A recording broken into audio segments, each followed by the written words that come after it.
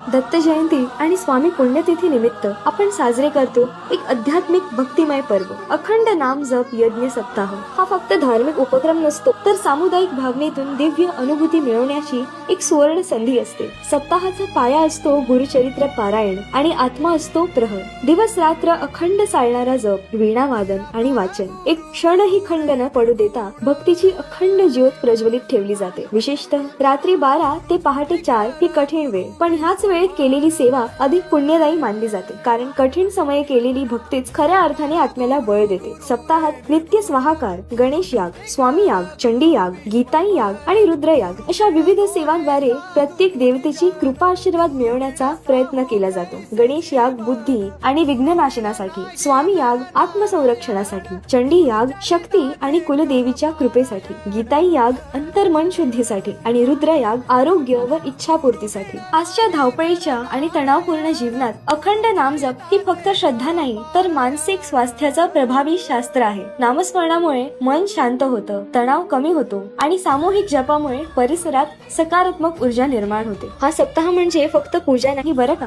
सप्ताह काळात होते राष्ट्रसेवा, आध्यात्मिक उन्नती, समाज प्रबोधन, ग्राम अभियान, विचारांची देवाणघेवाण, तसेच समाजाला व्यसनमुक्त, तणावमुक्त आणि संस्कारित करण्याचा संकल्प। म्हणूनच चला आपण ही या अखंड नाम जप यज्ञ सप्ताहात सहभागी होऊया आणि स्वामींच्या कृपेचा अनुभव घेऊया। श्री स्वामी समर्थ।